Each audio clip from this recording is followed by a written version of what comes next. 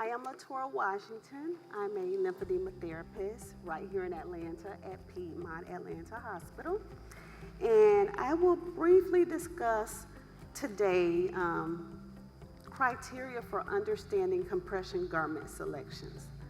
First, I want to start off by you repeating something after me. Proper fitting garments are key. Repeat that.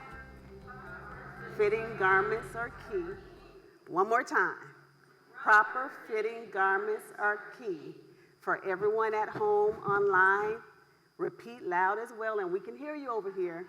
Proper fitting garments are key, okay? Without that, none of this is going to matter.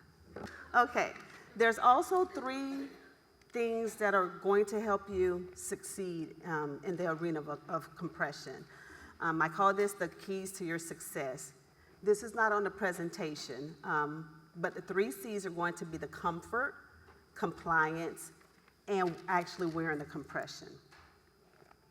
So the compression, I'm sorry. Okay, so what we will discuss today is a few topics with how we get to decide how the compression garments work and how we should fit those garments. So we'll briefly talk about the physics behind lymphedema compression garments, and we're throwing lymphedema in because this is where our foundation comes from when we're deciding on garment options. We'll also discuss the different class of compression garments, the types of garments, selecting the proper garments for lymphedema. Again, we use these standards to determine the garment selection for the connective tissue disorders. And then we'll do a little closing, and if there's any time, then I'll answer some questions. The physics behind lymphedema garments. Compression applies external pressure to tissue, promoting fluid movement from interstitial spaces back into the lymphatic and venous system. Gradient compression helps prevent accumulation and assist in lymphatic drainage. Compression counters gravity, improving venous return and reducing swelling. The key physical concepts, are graduated compression, which is the compression garment is going to fit with the most pressure at the distal end of the affected area, with the lower pressure being to the closer proximity towards the heart to facilitate lymphatic return. We also look at the tissue pressure balance, which prevents fluid buildup by increasing hydrostatic pressure externally.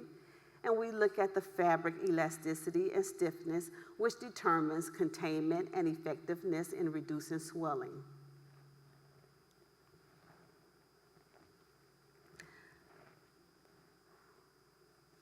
The classes of compression garments is the pressure of the garment, and that's determined by the millimeters of mercury, which is mmHg.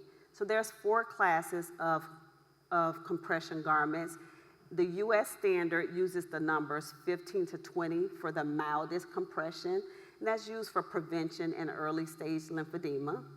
Class 2, which is 20 to 30 mmHgs, is your moderate compression, which is used for mild to moderate lymphedema. Class 3, your stronger compression, is used for moderate to severe cases. And your class 4 is anything that's 40 and over. This is going to give you your maximum compression, and these cases are mainly custom-made garments. The types of garment, we typically use circular garments, flat knit garments, and wraps or bandages. The circular knit garments are lighter in pressure, more elastic, and suitable for early stage lymphedema. But these garments tend to bind into the ankles and into the tissue with connective tissue disorders. So it's always not the best choice, and that's what you're pretty much going to find when you're doing Amazon and online shopping. The flat knit garments are more rigid, provide stronger containment, and are ideal for moderate to severe cases. Those are your custom-made garments that don't bind. They're intended not to bind because those garments are particularly measured customly for each individual part.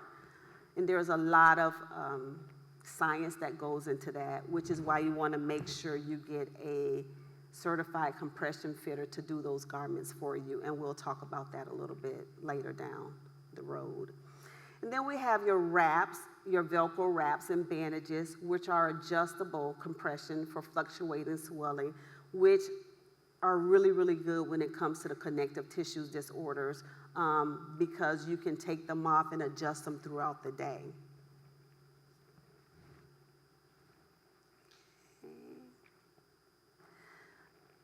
And we just went over this a little bit. So there's a chart here to help you decide which type of fabric to go for. And then we'll get into the selection of garments. Okay, again, we're going to focus on the lymphedema type garments as our standard of how to assess for the connective tissue disorders. We want to assess patient needs, which is the severity of the swelling, the location, and the mobility of the person. We want to look at the class and the fabric type. We want the garments to be proper fitting. We want to avoid excessive tightness and ensure that the garment fits properly on the circumference of the limbs, because as we know with the connective tissue disorders, your tissue can go in and out. You can have lobules. You can have a lot of different things going on to where that fabric has to mold with the person's limbs. Then you want to decide on the ready-to-wear, which are mainly your over-the-counters, or you use a range of sizes that are already pre-made through your more high-end garments, but they're still pre-made. And then you also have your custom garments for your special needs, your lobules, the inconsistencies in the structure of your limbs. And then with the use of, you want to look at the ease of use, which a lot of times tends to be the Velcro wraps for those struggling with don and doffing the garments and also having a difficult time with pulling them up and getting them off. We want to look at the fitting considerations, again, making sure, I'm sorry, I think I just went over this, the limb circumference is right, the excessive tightness may cause restriction, and the proper donning and doffing of garments.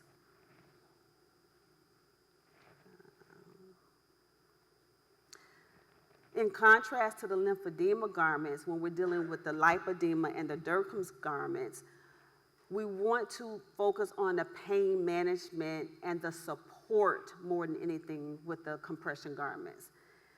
Along with the mobility, is it going to restrict the person from moving properly? Is it painful when they walk? We're going to look at those items first more than the fluid removal. For the lymphedema end, we pretty much want a higher compressive garment. For fluid removal with lipedema, we want more of a support system, more of a second skin, a second body to give your tissue form and to help the flow of the fluid from going from distal to proximal. With these garments, we tend to go a little bit lower on the pressure because, again, we have to look at the pain management side of the person. If the garments are too tight or uncomfortable, the person is not going to wear them. And when we're dealing with the clients themselves, you don't want to go for the higher compression garments because you need it. You're going to go with the next level to where you're going to be more comfortable wearing it, because these garments are not cheap. They're pretty expensive. Even if you buy them online, they're expensive. We don't want you buying garments that are going to sit in your closet or sit in your, under your bed or somewhere because they're too uncomfortable. The flat knit garments are better containment of the soft fibrotic tissue and the lobules. Again, those are your custom made garments. The selection for the garments, again, the lower classes, class 1 and 2, mainly for pain relief and mobility, And the beauty of this is you can build up.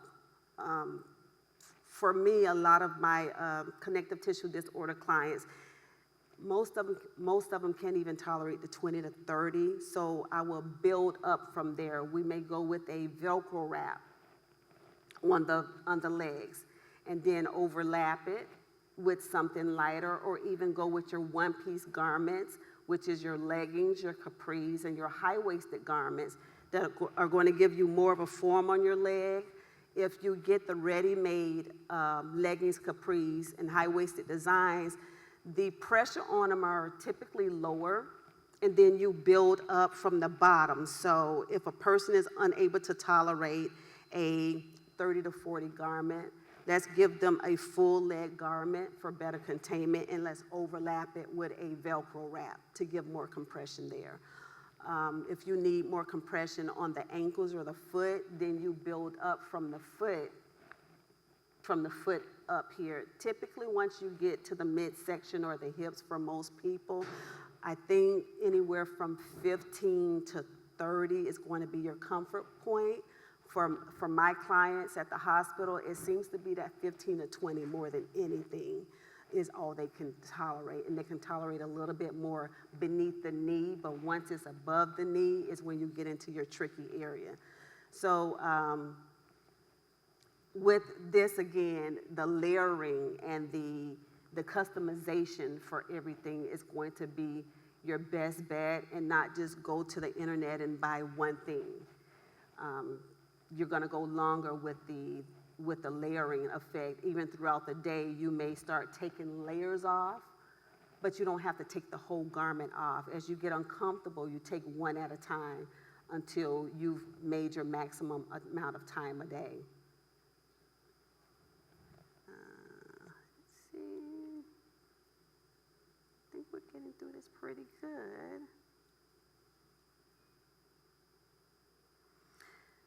I think we've spoken a little bit about these. When you're looking at selecting garments, we talked about the building up of the layers. There's things you want to do for your lipomas, like use chip pads. In your custom garments, they can make pockets for you to insert textured foams in order to break down the lipomas. You want to avoid synthetic and latex fabrics, especially if you suffer from the mast cell disorder. Those products will irritate your tissue a lot. For the lipomas as well, getting fabrics with micro massage in it is going to help the tissue stay smooth and break down the tissue a little bit more.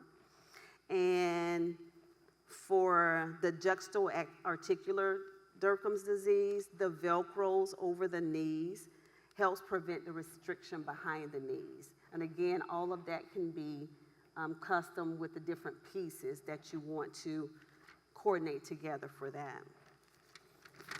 So my time, oh, I think I have one more minute. Let's see here. See if there's any things I missed.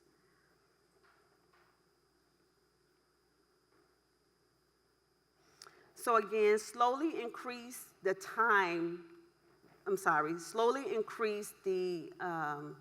pressure in your garments until you can build a tolerance for them.